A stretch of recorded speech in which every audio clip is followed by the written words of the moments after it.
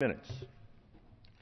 Thank you, Mr. Speaker. Recently, some politicians in Washington and even back in my home state of Kentucky have held out Kentucky's online exchange, or Kentucky Connect, as a model for how the Affordable Care Act, or Obamacare, can be implemented successfully. They argue that Obamacare is working in Kentucky.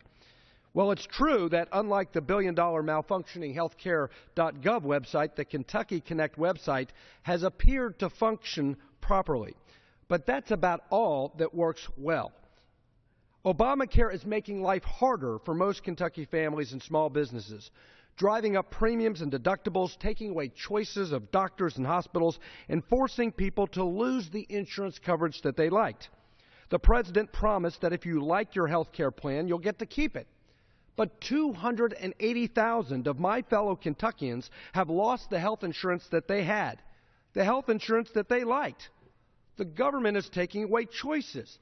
Patients, families, and doctors should be in control of their health care. But Obamacare takes choices away from people. One insurance broker in Kentucky told me that insurance on the Kentucky Connect exchange, the replacement for all of those canceled policies, excludes 90 out of 130 hospitals in Kentucky from its network. Then there's the cost. Premiums and deductibles are skyrocketing. When people are able to get the website to work, they're discovering that insurance is not affordable. As a candidate for president, then Senator Barack Obama promised to sign a health care law that would cut the cost of a typical family's premium by up to $2,500 a year. But a quietly released report from the Centers for Medicare and Medicaid Services projects that 11 million Americans will face higher premiums because of Obamacare. Obamacare is an especially bad deal for our seniors. A recent report studying the impact of the law's cuts to Medicare Advantage plans concluded that premiums could increase for some Kentucky seniors up to $1,700 per year. Every day I hear stories from Kentucky families and small businesses about how they have been hurt by Obamacare, about how the government is making life harder for them.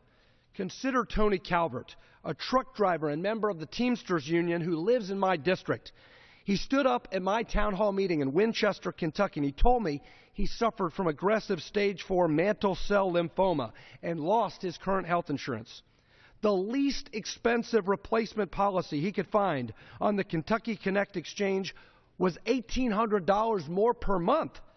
Obamacare was supposed to fix the problem of pre-existing conditions. But for Tony Calvert and his family, Obamacare in Kentucky is a personal and financial disaster. Consider the Bluegrass Stockyards, a beef cattle auction business that employs over 60 full-time employees who have enjoyed the benefit of high-quality employer-provided health insurance for many years.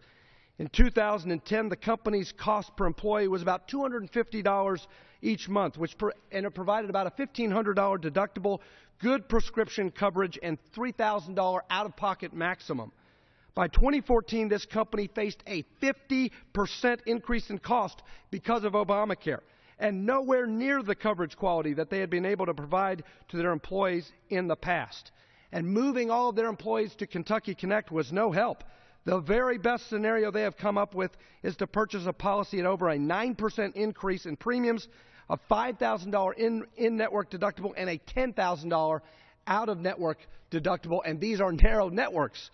The company told me that they have always taken pride in providing their valued employees with quality coverage, but because of Obamacare, they can't do that anymore.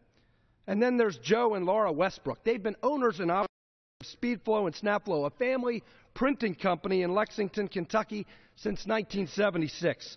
Their family-owned business has grown to 32 employees, including many working moms, providing good benefits and affordable group health insurance until May 2014, when their renewal rates skyrocketed 101%.